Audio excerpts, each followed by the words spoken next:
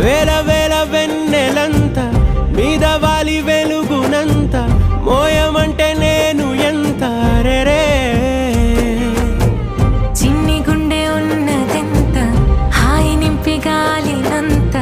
ఊదమంటే ఓ పేరెంత రే కళ్ళు రెండు పుస్తకాలు భాషలేని అక్షరాలు